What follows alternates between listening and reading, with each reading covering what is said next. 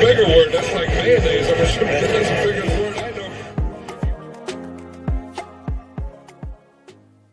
Hello, everyone, and welcome on into the penultimate episode for the season, the Blitz, NFL player props for the conference championship weekend. Here we have 2 of the 3 games left in our football season, and as always, Derek Carty is here with me to break them down. Derek, man, I was just telling you before, I miss the full slates already. Yeah, I do too. It was nice when we had, a lot to choose from and there were, 10 awesome props to talk about. It is what it is. It's the end of the season. We're lucky we still have what we have, but yeah, it's not the same. Yep. But hey, we've got a couple props to talk about that we have our eyes on. We'll break down some stuff that we're looking at just in general. And of course, as everybody knows, we are here to answer your questions as well. What is up, everybody? Thank you all so much for being here. What's the motto saying? No funky time change this week. That's right. I got everything right properly the first time this week. Russian 05. Shout out to Justin for another phenomenal job on our thumbnails. He's been killing it all season long here. Sports video saying Taylor would leave Travis Kelce for Travis Carty instantly. And Brooke KGV is right there saying those are fighting words for TV. Absolutely. I also love Boglor here. All Italians can be substituted for one another. We learned through the magic of graphics. I mean, between Tommy DeVito's agent, Nick Sirianni, I feel like we've got a couple others in there. It is absolutely factual at this time. And Milo is already excited for baseball season. I mean, yeah, it is going to be fun. Jessica Brand, I see you here in the chat as well. And hey, wouldn't you know it? She wants to talk about one of the props that we want to talk about. Derek, I think it is time for us to get into it. Let's get going here. Bringing up the first prop that we've got here, and that is Austin Ekeler receiving yards. As Jessica says, on brand play of the week for her. At ESPN bet 24.5 plus 105 to the under. And that is exactly where we want to go first on this slate. Yep. This is our first one. You can see the Blitz is projecting about 20 yards, which may not seem like a lot, 4 yards under. But when you look at the distribution, it actually means that he's going to go under, a pretty high percentage of the time. And we're getting plus 105 on it. So I like this one too, Jessica. Yeah, I mean, this is one that I was looking at earlier in the week. I grabbed a little bit of it. His role is always so confounding in this offense. He had that period of time where he was doing nothing. Then Brian Robinson got hurt. So he took over, obviously, most of the load. And now it's kind of, he plays and he is kind of their third down back, but he doesn't do much in the pass catching department anymore, right? I mean, it's not like he's irrelevant, but I don't think he's as good as the line thinks he is, and the Blitz doesn't think he's as good as the line thinks he is. So that's kind of what we're dealing with here. Obviously Terry's going to get the most work, but they work in Ertz. De'Ami Brown and Zacchaeus have both kind of established themselves where they really like throwing to them now too. So even in the playoffs. Like a lot of times you see teams, okay, their, third string running back is phased out basically because you don't need to take the load off of the main guys like you do during the regular season. That hasn't really been the case. Jeremy McNichols is still playing a significant number of snaps and routes, which helps us. Yeah. And McNichols taking some of that load, and especially in the pass catching role out of the backfield, is so crucial for a prop like this. It's been a little bit of a mixed bag. Like if you break down the game logs, he goes over it sometimes, he goes under it sometimes, but he's not getting he's getting the usage at a level where you're really comfortable with this. Yeah, definitely. Mm-hmm. Now, you also mentioned De'Ami Brown here. We're going to go to him next in the receiving markets. I mean, absolutely crazy week for him last week, but that's not very sustainable here. And by the way, guys, there's only 2 games on the slate. Start throwing your questions in the chat now. We don't have a whole lot to get to here. So the show will be very short if you guys don't have questions for us. Yeah. So De'Ami Brown, we were actually texting about yesterday. We both already done it. We can talk about it here, though. I like the De'Ami Brown receptions. It's moved a little bit since earlier in the week. Mm-hmm. By the way, that Austin Ekeler number, you can middle with Fliff. They got 23.5. So worth a shot. Okay. But yeah, earlier in the week, I got plus 120 on it. You can see it's minus 108, minus 115 at some books now. It still looks good. If you can get in around even money, definitely still good. The Blitz is projecting, a little more than a half a reception under. It's just about not overreacting to last week. He had a season high in snaps. They've been weird with not weird with the receivers, but like they've been inconsistent with the receiver usage all year. It's not like you can trust 1 week of data and be like, all right, this guy's going to get it all next week.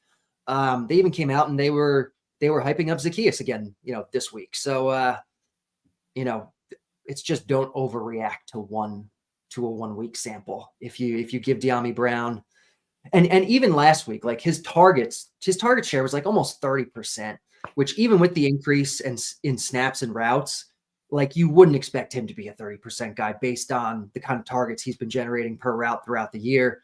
It would be more like 17, 18%, which I think is about where the Blitz has him this week. And it's just, he's not coming near this. You can also, and please correct me if I'm wrong on this, but last week the Commanders played the Lions, a team that likes to run. The Lions are much higher paced than the Eagles, right? The Lions are what? Much higher in pace than the Eagles, right? Yeah, I believe so. You have that factor in. You have the fact that you're not in a dome this week. You have the fact that the Eagles defense is a lot better than the Lions defense. And there are going to be fewer plays run in this game, I feel. The game script really does trend towards some Washington unders here. And when I was looking through the projections earlier in the week, I texted you one of the things that I was noticing right off the bat. A lot of Washington unders were popping with edges on the board this week. Is that roughly why and where you were going? Yeah, I think definitely some of these Washington unders, they're all going to be correlated. So like, I don't want to hit too many of them. Like exactly. There's some McLaurin unders that look good. There's some, Jaden Daniels unders that look okay.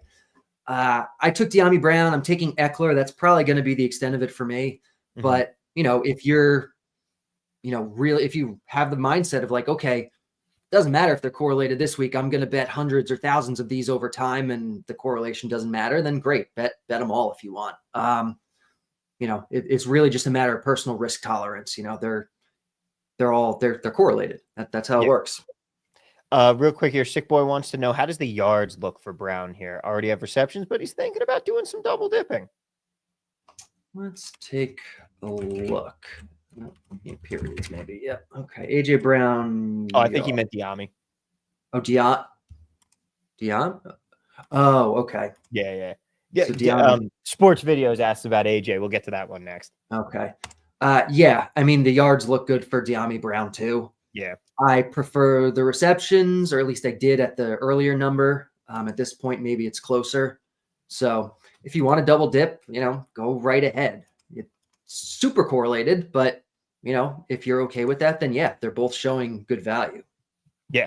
Now let's talk about another guy who did not end up making your list here, because we were eyeing that Saquon Barkley rushing total, and oh man, it got all the way up to 131.5 yards. It was 131.5 this morning, and I was ready to put this out on the show. And then I assume some other, I don't know, site or show or something gave it out and moved the lines. It's more like 125s, 124s, 127s, I guess, are okay. I don't like it as much as I did at 131. Yeah. Still showing value. You can definitely still take this if you want. I don't love betting against Saquon. Obviously, he's due for regression, but he's still been incredible this year, and they are running the ball a ton. They've run it even more in the playoffs. It's if you take the 127, like that's still higher than he's averaged this year, in a year where there's zero chance that 125 yards per game, which is about what he's averaged, is his actual true talent level, like almost zero chance. And you're getting it above that number here. So I don't hate it. I think you definitely can still take it. The edge is a little less than I'd like right now. I mean, we had this conversation all of last year with Dameon Pierce when we kept betting his overs because we said he's getting too much volume to keep averaging this terrible of a yards per carry. And Yeah. It's the same thing, but opposite here with Saquon.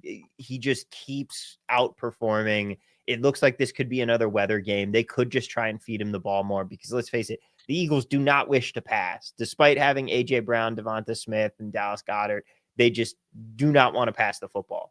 That also leans into these Washington unders that we're looking at as well here. You expect the Eagles to be very run heavy, to bleed a lot of time off the clock. There's less time for Washington to do what they do well on offense. And their defense also isn't really good enough to where I think that this is going to be a low scoring game where they're able to get a bunch of stops here. Like it'll probably be lower scoring just due to the lack of play volume, but I have a hard time seeing Washington's offense on the field a ton in this game. Yeah, I think that could easily be the way that it plays out here. Yeah. All right. Let's answer some other questions here. We never hit our second one. We didn't. Nope. No, my bad here. But I thought that it was DeAndre Brown, not Dallas Goedert as our second one. You're right. Let's go back to that Dallas Goedert one here. All right. So we're hitting Dallas Goedert under 3.5 receptions. We're getting good plus money pretty much across the board, but the plus 140 at Caesars here looks really nice. You look at what happens when A.J. Brown and Devonta Smith and Dallas Goedert are all healthy, and Goddard's usage falls off pretty considerably. Wasn't necessarily the case last week, I don't think. I'm pretty sure I bet this one and it lost, but I'm going back to it. And again, if we're talking about game script, we're talking about Philly running the ball, especially in the playoffs. They've been more run heavy. If we're talking about all this stuff that we've mentioned, the under here, I think looks really good at the number we're getting it at.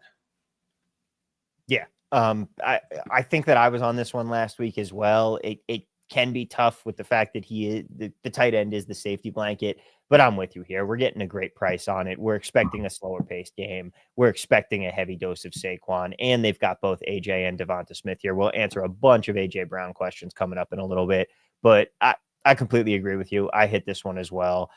Let's see what's going to happen with it. Those are the only two that we really have to talk about here. It's been quite barren, but hey, we have two games. We were able to get two props out of them. And of course, I see all of your questions in there, so throw more of them in. We'll be going through the whole list now. As you guys know, you know the drill here. But the two that we are looking at, we got Austin Ekeler under 24.5 receiving yards at plus 105 on the ESPN bet, and Dallas Goedert under 3.5 receptions plus 140 with the king of sportsbooks, Caesars. Wait, no, king of sportsbooks is MGM, right? Yeah, I think so. Because they were trying to copy the whole Caesars thing. Because Caesars did the "We're all Caesars" with JV Smoove and all that. Yeah.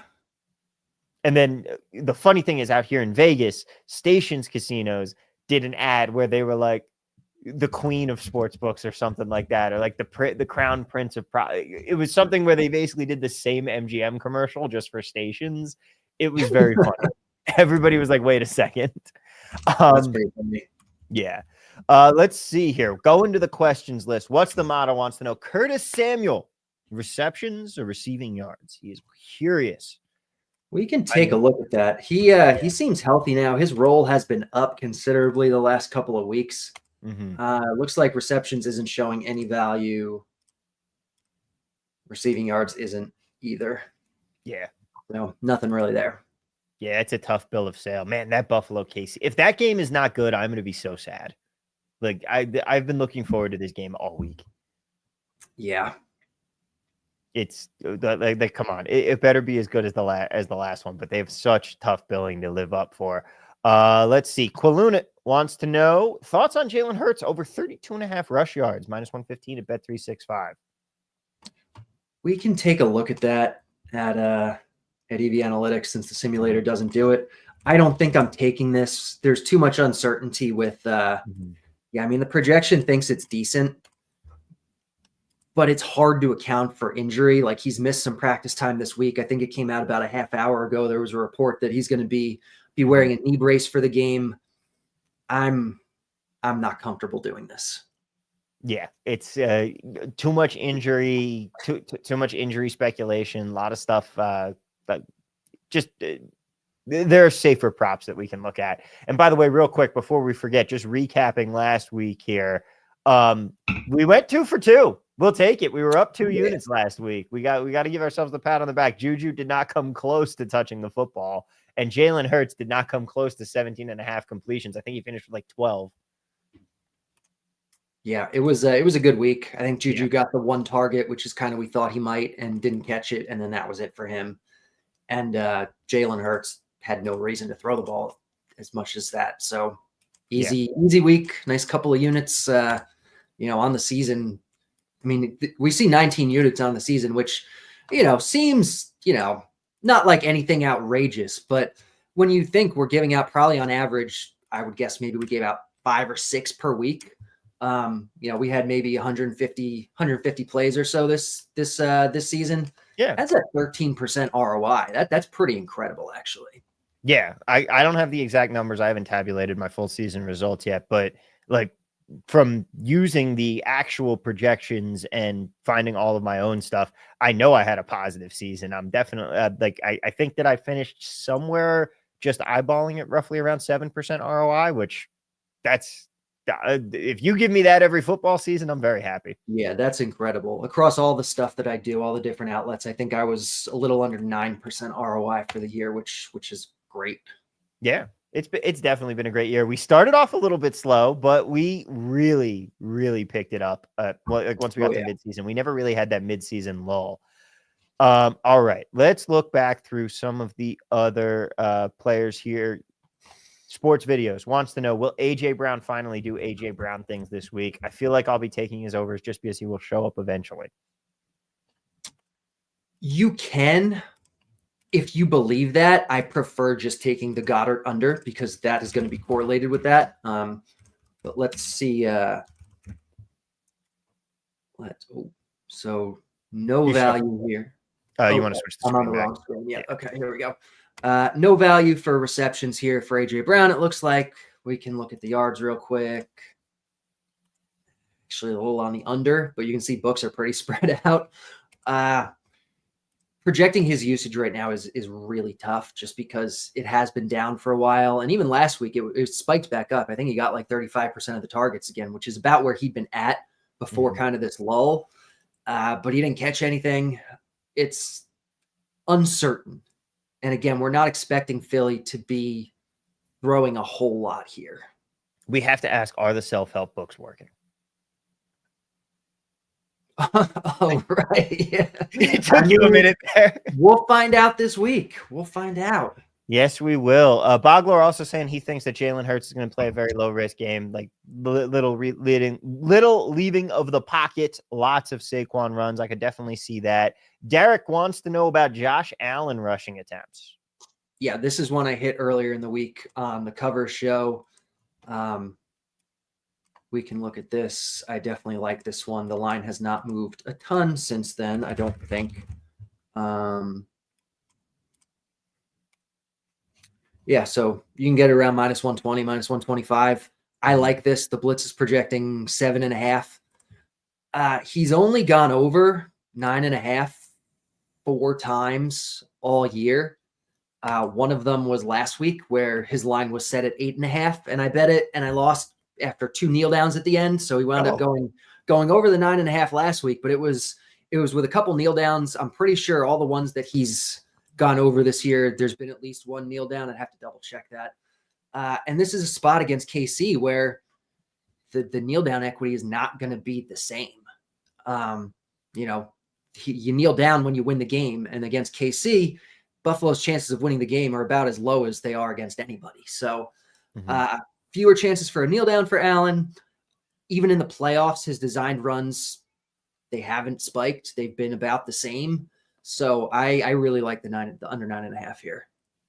Yeah. I mean, he likes to run, but they haven't done a ton of designed runs for him. He does a lot more improv, I feel. Yeah. And this is a spot where I'm pretty sure both these teams are, I could be wrong. I was going to say, I think they're both slow paced, but I don't actually think that's true. But still, the projection clearly likes this one. And if you look at what's actually happened with him this year, the line is too high. Yeah. Sticking with that game too, we got a couple more questions on it here. One of which I'm trying to find. There it is. Chad asks thoughts on DeAndre Hopkins' receptions and receiving yards. He's projecting well, but man, they have not been using him. No, they haven't. I mean, it's been a lot of Worthy. It's been a lot of Kelsey, especially last week in the playoffs. We have a pretty big sample of Kelsey in the playoffs, and we do see a bit of a spike for him in terms of targets. And clicked on the wrong thing. And then Marquise Brown was back. He ran a route, I think, on like almost 80% of the dropbacks last week now that he's healthy. So Hopkins definitely, I think we should expect less from than we did before, but he's still Hopkins. He's still a part of this offense. And I'm pretty sure Andy Reid, let me see if I can find the quote. Andy Reid came out this week and said like Hopkins, it was just like,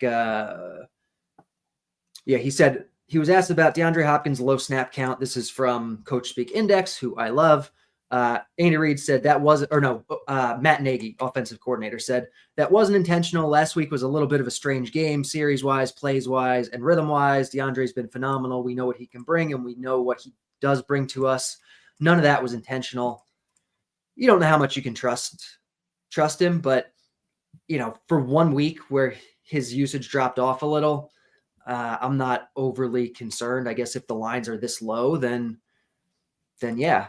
If you're getting over 2.5 at plus 120 on him and the Blitz is projecting 3, then that's pretty good. I don't mind that. I certainly don't expect Juju to be playing over him. I don't see any reason that's going to continue. Yeah, I feel like there's some, by the way, you might want to switch screens again. I feel like on again. Jeez, all right, here we go. Yeah.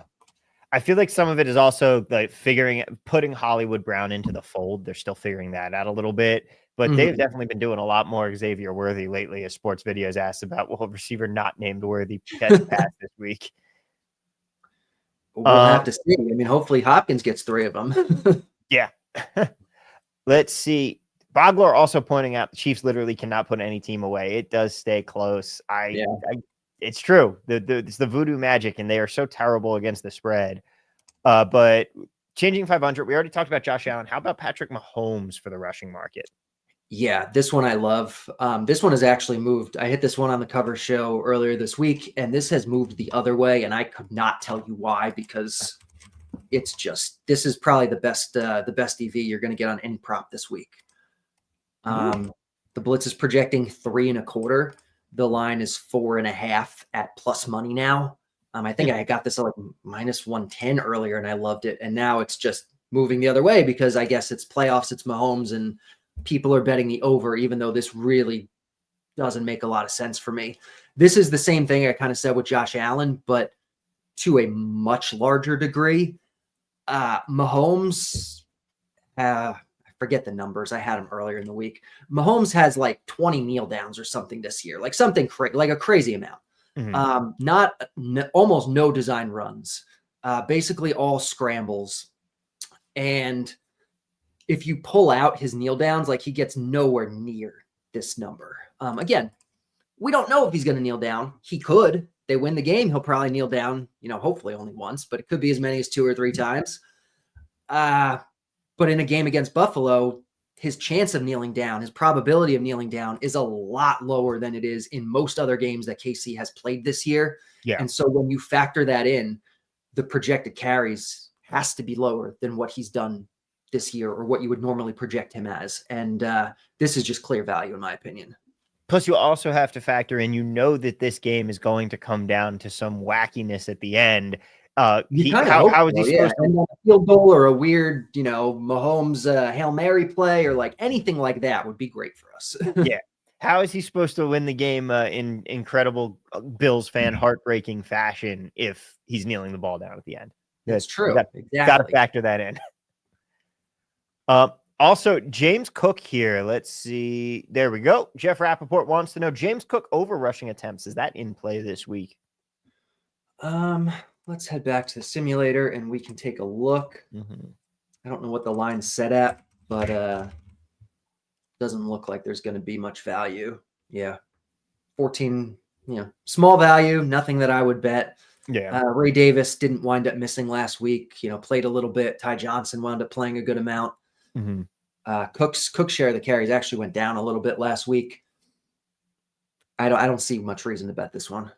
Yeah, I feel like we obviously didn't have a Cook thing last week, but we've had some James Cook stuff a little bit over the course of the last couple weeks. I know we had something a couple weeks ago. We talked about Cook last week. I think we had a question because he was set at 12.5 and it was looking like Ray Davis was going to miss. And we were like, yeah, if you think he's going to miss, it looks pretty good. But then he didn't miss.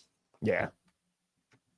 Yeah, I think I lost that one by like 1 carry or something because I knew that was definitely a thing that was on that chart. Joe Lappy wants to know, does the Blitz project interception props, and does it have anything on Jaden Daniels under half an interception? I know that for a fact the answer to the first question is yes. What about the second question there? It's definitely going to have something. We can take a look. So over at EV Analytics, because the simulator doesn't do them yet, you can look at interceptions. You can see the Blitz is projecting almost exactly the same as what the line implies. There's no value. This is one I bet last week. But we were given, I think, plus 115 on it or something. Now you're not getting as much, and he is projecting, I think, for a little bit more of a chance of an interception this week against Philly than he did last week. So not one that I would look into betting this week. Yeah. How about Jaden Daniels completions from Rich Leonard here?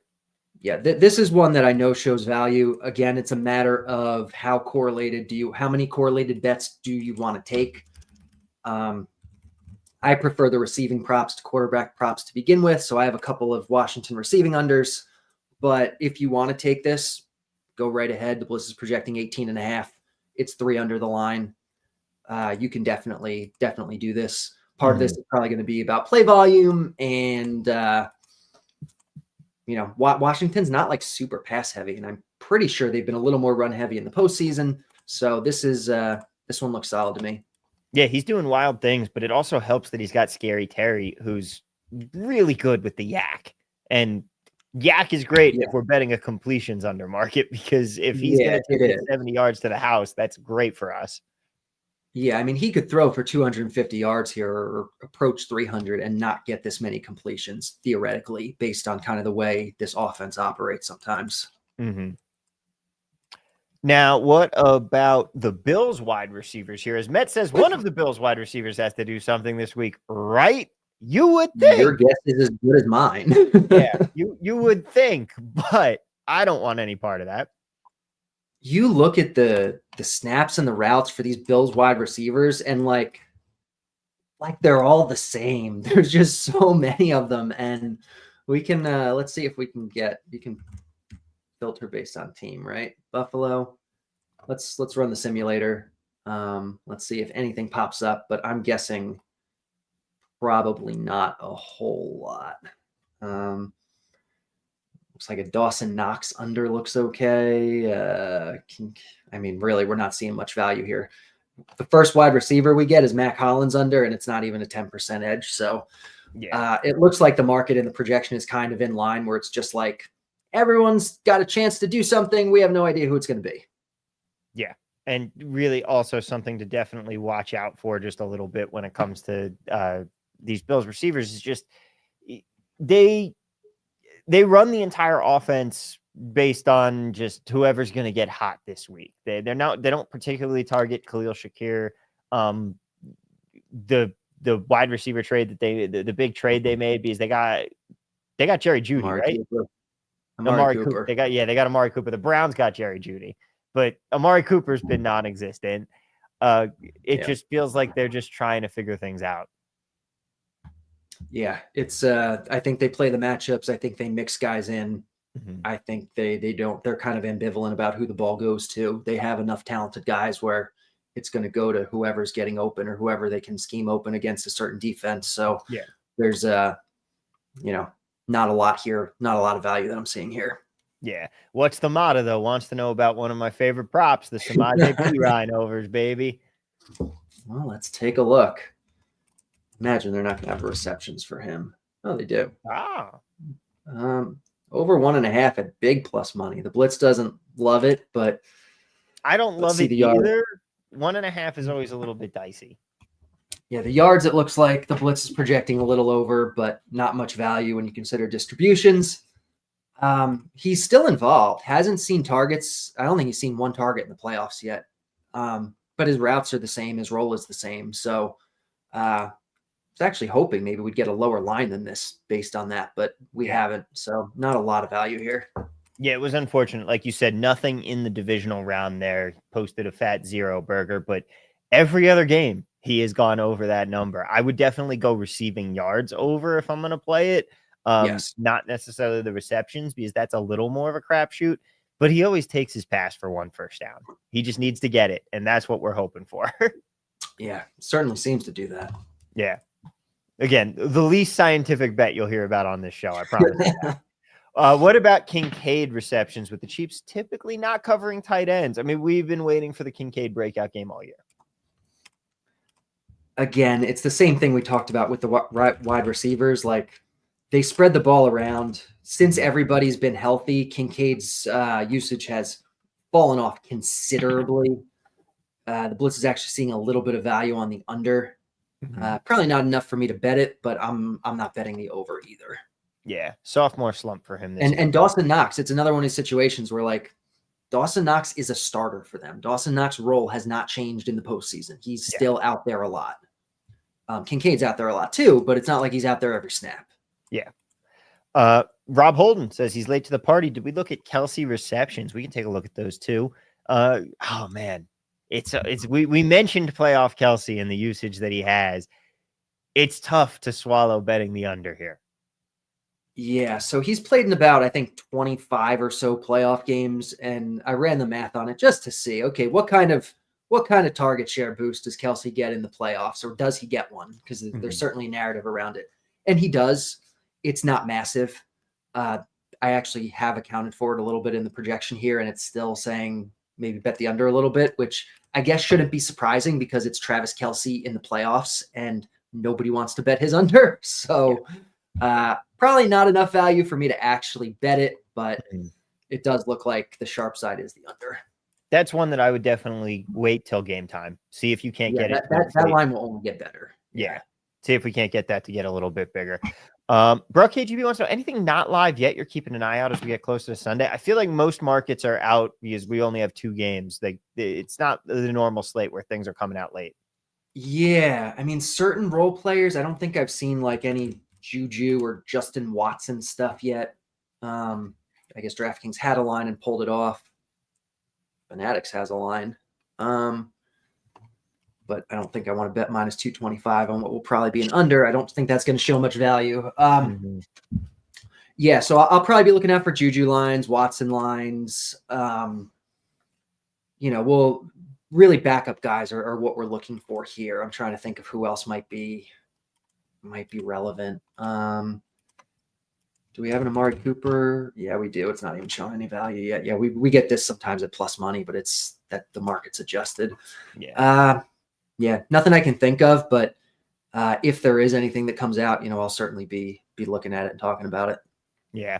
Sports Video says, what do you think about the Bills' play calling? Seems like they're treating Josh Allen like he's Sam Darnold, the greatest. They aren't throwing past the sticks at all. I mean, I love Sam Darnold, so yeah, that can't be any sort of any disparagement. But yeah, I mean, this is a different Bill. We've kind of talked about it a lot throughout the year. I feel like this is a different Bills offense than people are used to seeing in previous years, especially if you're kind of just tuning into the Bills in the playoffs and you're like, this isn't the Bills I know. They switched offensive coordinators late last year to Joe Brady. They're more run heavy, shorter passes. It's different than they're not like this extreme pass heavy team, which they were for so many years, where they were like leading the league basically. Yeah. That's not this Bills offense anymore. Yeah, it is. The times they have been a change in. And speaking of that Bills offense, Ray Davis over 9.5 rushing yards. What do you think about this? This one is interesting, but it's one that's going to have some variance. He played last week, but his role, definitely showing value. His role was considerably less. We don't know. Was that because of the injury? What was it, a concussion? They wanted to go easy on him. Was it because it's the playoffs and they trust James Cook and Ty Johnson more? I think the projection right now is kind of a hedge between the two scenarios, and it does look like there's some value here. So I don't mind it, but there is the chance that, he's a rookie. They don't trust him enough in these big spots. So there's a number of ways this could go. Yeah. I mean, I personally kind of like the idea that it's going to hit, but I do too. like if I had to pick one over to bet this week, this would probably be pretty high up on my list. Yeah, this I do like this one. Yeah. And then meanwhile, Quillen wants to know Mahomes roughing the passer flags over under. Definitely take the over on that one. Any low receiving yard markets on the Bills in play for the crowd? Well, we already talked about that. Not really big fans of the Bills wide receiving core this week. Yeah, no. I took Mac Hollins under last week, not showing as much value this week. The usage between all the receivers has just kind of been so similar. Like Mac Hollins is out there as much as Amari Cooper is. So it's tough to really get any sort of gauge on it. And the market and the projections are kind of the same. Yeah. Ryan K says Brian Robinson rushing yards 35 is very low. I mean, they've been doing more RBBC, but wow. Yeah, his role hasn't been as big as it was pre-injury, whether that's by design, whether that's they're easing him back, who knows? But we mentioned earlier with Ekeler, they're not phasing out Jeremy McNichols. Like he's still getting carries. Ekeler is getting carries. You can see there is some value here, but it's not massive. Yeah. I mean, again, of the few overs that we like here, I think the ones on the ground might be the ones to look at there. But yeah, it's just tough with what is going to happen in this Washington game. Sick Boy says, how are we liking Allen completions unders? We can take a look at that. Josh Allen completions. A little bit of value. Nothing massive, but you're getting 3/4 of completion under, a little bit of plus money depending on the book. Yeah. It's okay. Yeah, I like it. I might not take it, but there are worse bets. Probably not where I'm going to take it, but it's okay. Yeah. Any Ty Johnson while we're on the Bills? Well, we can. He's definitely gotten the work in the passing game. So no receptions market. There's a receiving yards market that's no value. Let's see his rushing. No attempts and no yards. So that's a guy. I mean, maybe we'll see his market open up later. Maybe there'll be some value. We'll keep an eye on it. Yeah, we will have to see what happens there. But ladies and gentlemen, I think that's going to do it for. Oh, never mind. Milo says Saquon to lead the day in rushing at -300. There might be some value on that prop.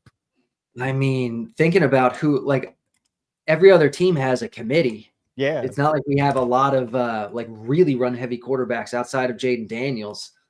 I mean, you have to think he's 75% to lead the day to break even on that. But I mean, maybe. Hold on. Let me look real quick at just actually, because I know even though his yardage prop is absurd, I do know the Blitz has him projected for a lot of yards. Let me see who it has second. So it has Saquon Barkley projected for a mean of 122. And then it has James Cook and Jaden Daniels both projected for 71. So, I mean, 50 yards lower. I don't know. I don't have the math run on this, but maybe. I don't honestly hate that. Jessica says Milo last comment on the screen of the day. Yes, -500, no +300. Cash those +300 tickets. Well, we'll have to see how it grades out. Still not quite the end of the show, but right now, not the leader in the clubhouse. The live line is switched. Gambler also says, Tom, where in Italy is your family from? We're from Calabria. We're from a town in the Calabria region there. We're southern Italy. No cashes, but Milo says, Jessica, well, nice. Hey, we'll see what happens. But right now, it looks like that is going to be the end of the show here because we are out of questions from you guys. Thank you so much for being here with us. I know it's been a little bit shorter during the playoffs, but very, very much expected given, we only have 2 games. but you guys absolutely rock. We managed to go 40 minutes talking about props, all thanks to everyone in the chat who has been in the chat all season long. Seriously, everybody who has joined us, thank you so much for being here. Thank you so much for watching along with us. We will be back for a Super Bowl prop show. Stay tuned. My guess is we'll keep same time and we'll do Friday right before the game. I think that probably makes sense. Yeah. Mm-hmm. So Super Bowl show, Chad says Super Bowl show, not Super Bowl show next Friday. It won't be next Friday. It'll be the Friday after, the one leading up to the game, because that's when all of the markets will be out. And let's face it, we'll be looking at a lot of unders on that day. I guarantee you that. Yeah, I would think so. So yeah, that sounds good to me. Yep. Also, surprise no plus 300 going to cash now because Chad got on the screen there. But thank you guys all so much for being here with us. Seriously, I love each and every one of you. It is so awesome getting to do this every week. We got one more. 2 games to go this weekend. Let's enjoy them and let's get ready for the Super Bowl. Let's cash some tickets. We'll see you in 2 weeks, everybody.